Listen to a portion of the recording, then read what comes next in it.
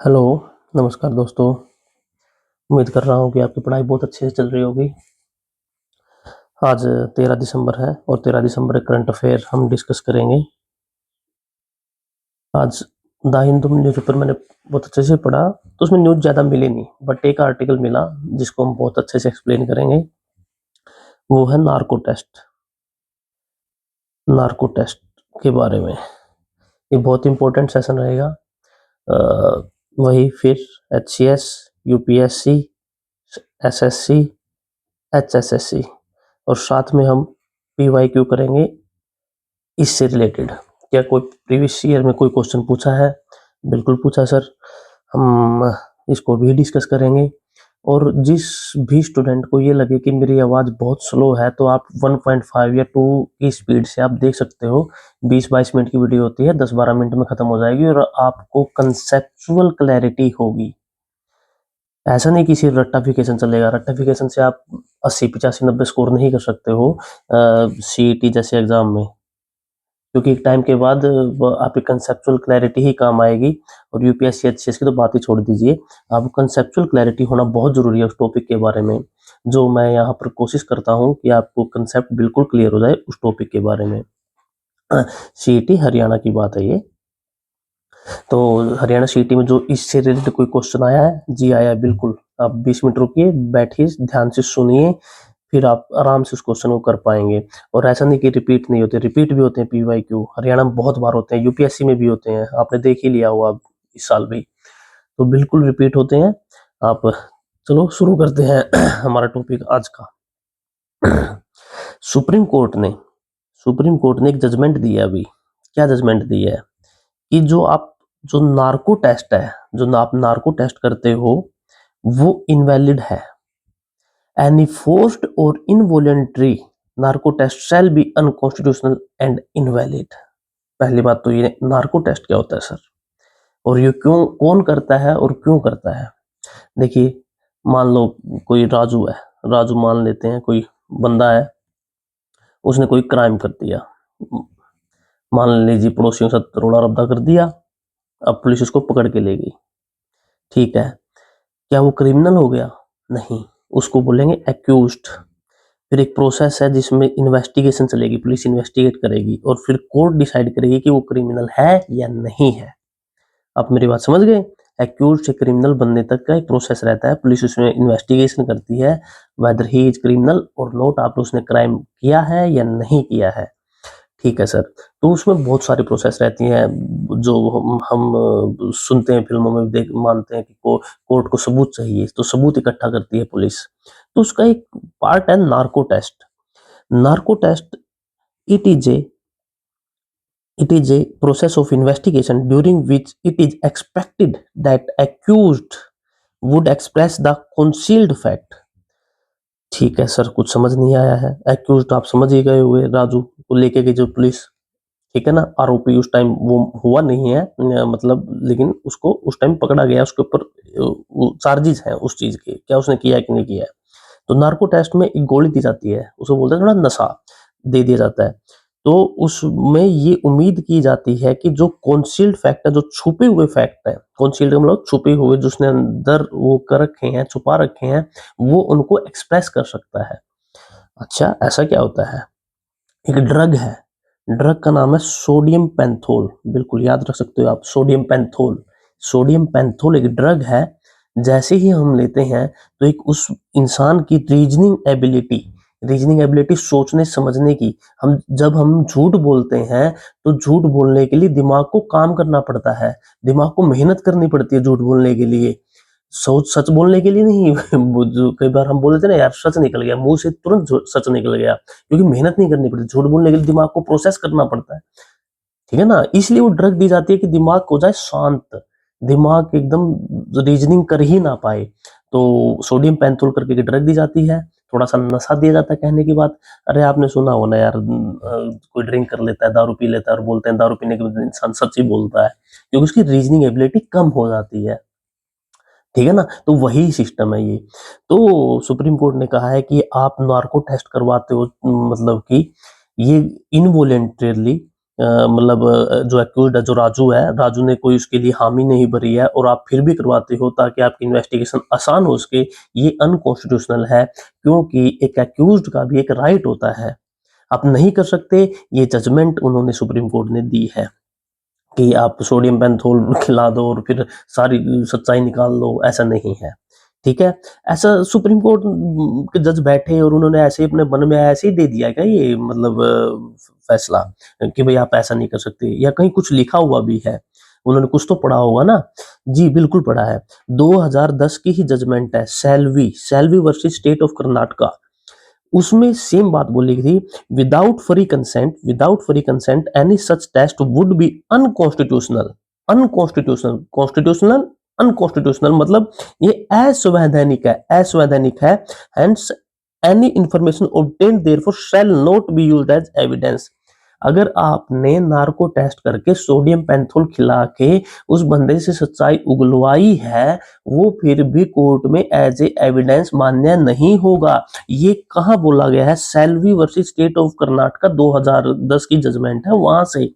तो यही 2010 की जजमेंट सुप्रीम कोर्ट ने दोबारा फिर अब बोल रही है कि देखो ये लिख रखा था, हमने जजमेंट दी थी, तो आप नहीं करा सकते हो नार्को टेस्ट किसी भी एक्यूज्ड के लिए। ठीक है भाई, एक तो बात होगी ये। और कहाँ कुछ लिख रखा है कि हमारे कॉन्स्टिट्यूशन में भी कुछ लिखा हुआ है? जी बिल्कुल लिखा हुआ है। तो हम अब डिस्कस करेंगे आर्टिकल 20, जो हमारा फंडामेंटल राइट है।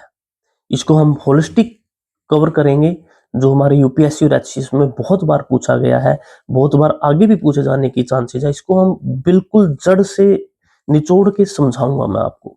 आर्टिकल 20 है क्या? तो आर्टिकल 20 क्या है? Protection in respect of conviction for offences. मतलब किसी ने मान लो कोई ऑफेंस कर दिया, कोई क्राइम कर दिया, उसमें उसकी कन्विक्शन हो जाती है, उसकी जेल हो जाती है, तो क्या कोई प्रोटेक्शन है उसके लिए?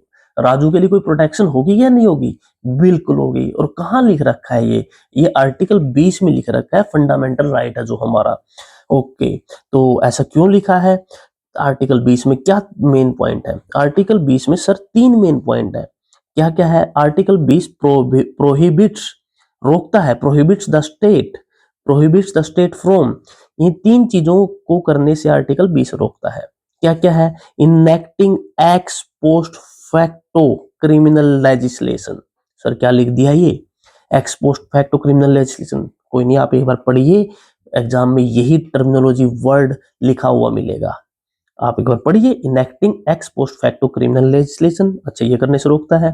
फ्रॉम प्रैक्टिसिंग डबल जियोपार्डी, इसको करने से रोकता है। From compelling N accused for self incriminating evidence, इसको करने से रोकता है। सर एक भी समझ नहीं आया तीनों में से? कोई नहीं भाई, आएगा, हम इधर ही हैं। एक एक चीज को तोड़ के पढ़ेंगे हम।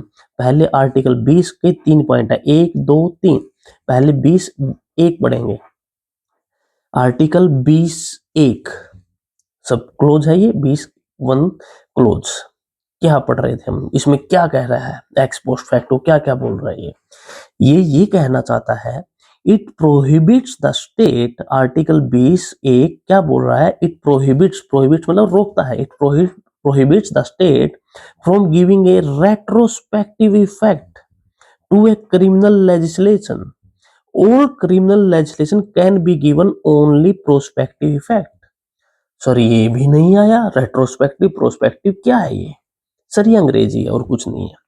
प्रोस्पेक्टिव होता है फ्यूचर, फ्यूचर के डिफरेंस में। रेट्रोस्पेक्टिव होता है पास्ट के रेफरेंस में। कोई भी कानून बनेगा, मान लीजिए आज 13 दिसंबर 2025 है, आज मैं कानून बनाता हूं, उसका इफेक्ट आगे होगा। मैं पीछे वाली चीजों पे इफेक्ट नहीं डाल सकता।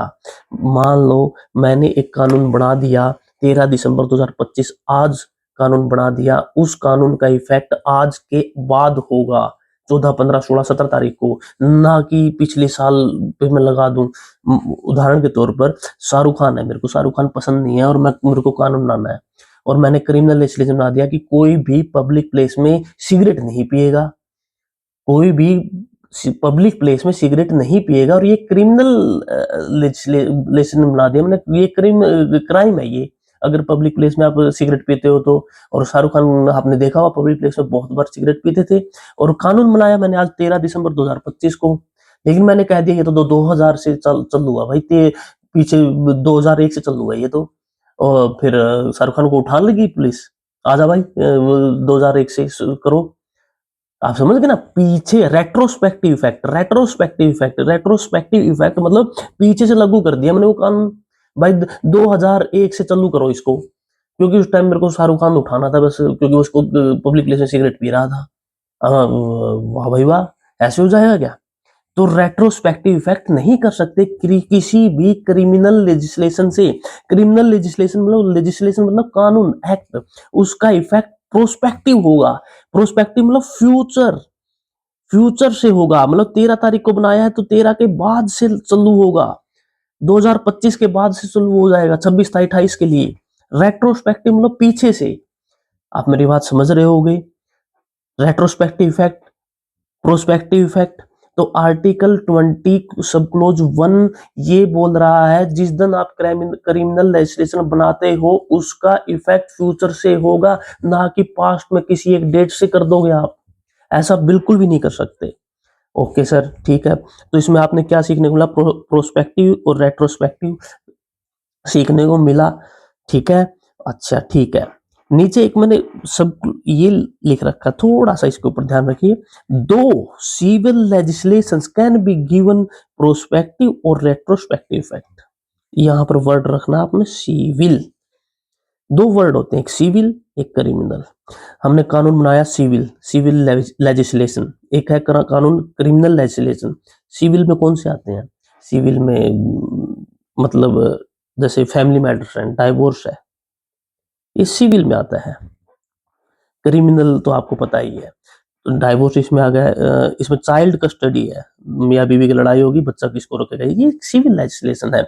इस कोई कानून मैंने वो बना दिया सिविल का, कोई कानून आज 13 दिसंबर 2026 को बनाया है, तो क्या मैं इसको रेट्रोस्पेक्टिव पीछे से कर सकता हूं इसको लागू? हाँ, मैं इसको कर सकता हूं, सिविल को कर सकता हूं, क्रिमिनल को मैं नहीं कर सकता।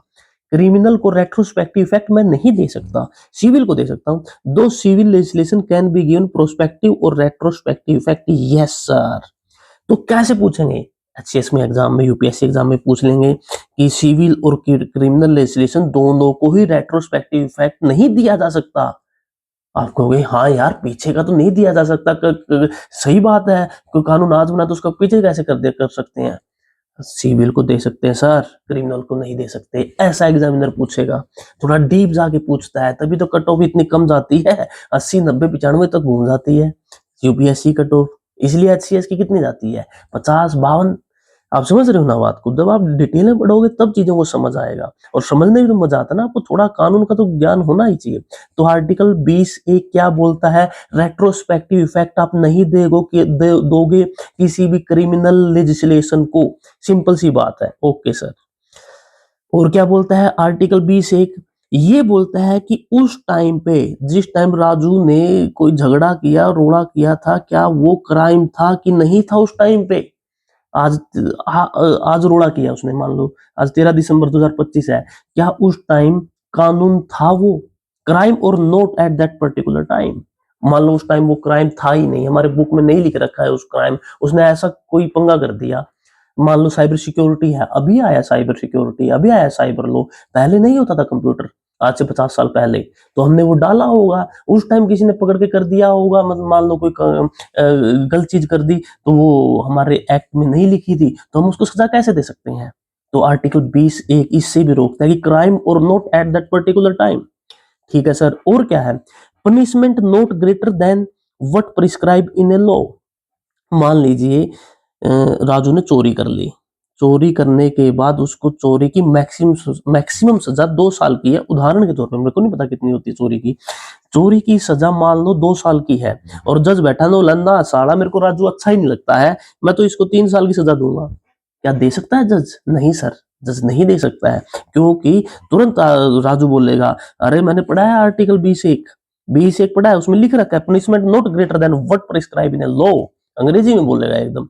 मेरे को सजा आप 2 से ज्यादा नहीं दे सकते, क्योंकि सजा जितनी ही लिख रखी है तो उतनी ही मिलेगी। ठीक है सर।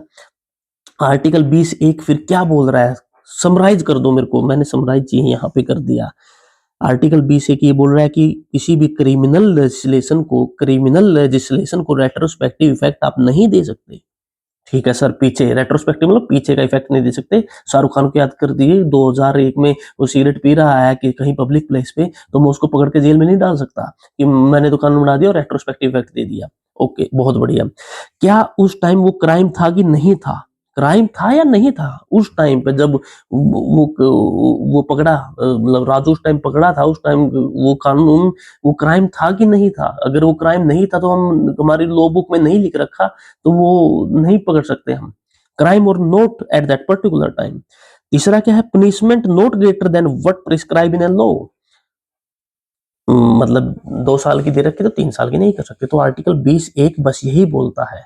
तो हम पीछे जाएंगे थोड़ा सा एक बार, तो आर्टिकल 20 क्या बोलता है, protection in respect of conviction for offences. Protection देता है ये कन्विक्शन फॉर ऑफेंसेस के उसमें। तो आर्टिकल 20(1) क्या करने से रोकता है, enacting x post facto criminal legislation. इसका मतलब ये था, मैंने पढ़ा बताया। अब हम पढ़ेंगे आर्टिकल 20(2). आर्टिकल 20(2) डबल जियोपार्डी से रोकता है। क्या है ये, एक क्राइम के लिए 2 बार सजा नहीं मिल सकती। जज बैठा है, उसने 7 साल की सजा दे दी राजू को, चल भाई तूने गड़बड़ कर दी, 7 साल की सजा ले। फिर बोलेगी यार मैं तो फिर 7 की दे दूंगा इसको। उसी क्राइम के लिए, एक क्राइम के लिए एक बार ही सजा मिलेगी। इस वर्ड का मतलब ये है कि डबल जियोपार्डी नहीं कर सकता, एक क्राइम के लिए सजा 2 बार नहीं मिल सकती। आर्टिकल 20 सब क्लोज 2 ये बोलता है। ठीक है सर। 20(3) क्या बोलता है, protection against self incrimination. Self incrimination and incrimination का क्या मतलब, क्या होता है, दोषी ठहराना। इसका मतलब क्या है सर, मेरी ही गवाही मेरे खिलाफ यूज नहीं कर सकती पुलिस। पुलिस ने मारे डंडे राजू को, पुलिस कस्टडी में लेके, वो बोलते हाँ सर मैंने लड़ाई की थी और मेरी ही गलती थी, क्या वो एविडेंस मानी जाएगी? नहीं, वो एविडेंस ही नहीं मानी जाएगी। तो इसका मतलब क्या है, राइट टू साइलेंस, राजू चुप रह सकता है। ओके, मेरी गवाही मेरे ही खिलाफ यूज नहीं कर सकती, इसका मतलब ये है प्रोटेक्शन अगेंस्ट सेल्फ इंक्रीमेशन, मैं खुद को दोषी ठहरा रहा हूं इसलिए। आप समझ रहे हैं ना मेरी बात को? तो इसका ऑब्जेक्टिव क्या है, 20(3) का ऑब्जेक्टिव क्या, 20(3) का ऑब्जेक्टिव है कि अक्यूज्ड है जो राजू है हमारा, फिजिकल टॉर्चर से उसको बचाया जा सकते हैं, वरना पुलिस पिट पिट के सबको बोल देगी कि हाँ भाई मैंने ये किया है, मैंने वो किया, हर केस सुलझ जाएगा। तो पुलिस स्टेट बचने से बचाता है हमें आर्टिकल 20। मतलब कि कुछ भी नहीं चलेगी, मर्जी पुलिस की मर्जी नहीं चलेगी, हमारे पास सेफ गार्ड्स हैं।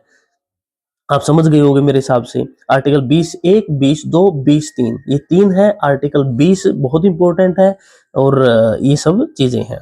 ठीक है। आर्टिकल 20(3) एक कुछ और कह रहा है, एक बात और कह रहा है, it applies only against the police. Article 20(3) applies only against the police, not against the judiciary. Okay, therefore if an accused voluntarily make a confessional statement to a judicial magistrate, it shall be treated as evidence in court of law। इसको पढ़ने के बाद मैं आपको बताता हूँ ये कहना क्या चाहता है। आप ये ऐसे कैसे नोट्स बनाओगे जो लिख रखे हैं मैंने, क्योंकि रिवीजन आप यहीं से करोगे। ये कहना चाहता है कि पुलिस, राजू गया पुलिस में, पुलिस ने के अंदर पुलिस डंडे ना मारे, उससे अपनी गवाही ना ले, इसलिए बोल रखा है कि अगर पुलिस को जाके वो बोलता है कि यार मैंने चोरी की है, मैंने लड़ाई की है, तो आप प्लीज, और पुलिस उस एविडेंस को नहीं मान सकती, मतलब कोर्ट उस एविडेंस को नहीं मानेगी अगर पुलिस, राजू पुलिस कस्टडी में ये बात बोलेगा। ठीक है। ओके, लेकिन अगर राजू जुडिशियल मजिस्ट्रेट के सामने जाके बोलेगा कि हाँ भाई मैंने चोरी करी थी, मैंने लड़ाई झगड़ा किया था, तो वहां पर मान लिया जाएगा वो एविडेंस। ये बोल रहा है। ठीक है ना?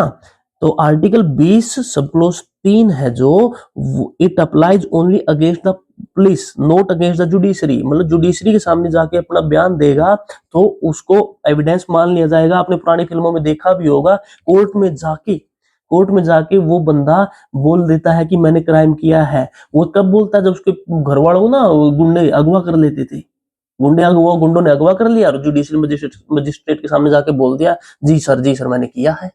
आपने देखा होगा ये बहुत बार। लेकिन पुलिस कस्टडी में वो नहीं कर सकता, क्योंकि कहा क्या जाता है उस टाइम, आर्टिकल 20 सब क्लोज 3। आ जाता है, क्योंकि क्या है वो प्रोटेक्शन अगेंस्ट सेल्फ इंक्रीमेशन, खुद के खिलाफ गवाही एविडेंस नहीं मानी जाती, राइट टू साइलेंस बोल सकते हैं हम इसको। ठीक है, तो ये आर्टिकल 20 था। एक बार आप थोड़ा सा आराम से बैठ के सुनिएगा, आपको जरूर समझ आएगा, बहुत इंपॉर्टेंट है। तो ये था आपके लिए। और थोड़ा सा और है इसमें एक BNSS, भारतीय नागरिक सुरक्षा संहिता, इसने रिप्लेस किया है क्रिमिनल क्रिमिनल प्रोसीजर कोड को। ये कब आया है? 1 जुलाई 2024 को आया है। 1 जुलाई 2024 को ये पेपर में आया हुआ था, सीईटी में आया हुआ था ये क्वेश्चन, सीईटी हरियाणा सीईटी में। तो जब हम पढ़ते हैं तो होलिस्टिक कवर करने की कोशिश करते हैं, वनडे कॉम्पिटिटिव एग्जाम हो या कोई और हो, पीवाईक्यू है, ये कभी भी आ सकता है। 1 जुलाई 2024, और हमने ना कल 1 जुलाई की ये डेट थी, पढ़ा था कि जीएसटी भी 1 जुलाई को आया था, 1 जुलाई 2017 को आया था। ये बहुत इंपॉर्टेंट है। तो भारतीय नागरिक सुरक्षा संहिता अभी अभी आया है, 1 जुलाई 2024 को आया है, ये सीईटी में एग्जाम में आ चुका है। जीएसटी 1 जुलाई 2017 को आया है। आपको ऐसी डेट याद रखनी है, देखो कुछ डेट वो याद रखनी हमारे लिए कंपलसरी है। डायरेक्ट डेट पूछ लेते हैं, हरियाणा सीईटी में अभी पूछी थी, और ये कभी ना कभी एचसीएस में भी जरूर आएगा। इंपॉर्टेंट है, काफी टाइम तक चलता रहेगा ये। भारतीय नागरिक सुरक्षा संहिता कब आया है? ठीक है, आर्टिकल 20 हम पढ़ चुके हैं, जो कि फंडामेंटल राइट है। आर्टिकल्स 20 क्या किसके बारे में बोलता है? Protection in respect of conviction for offences.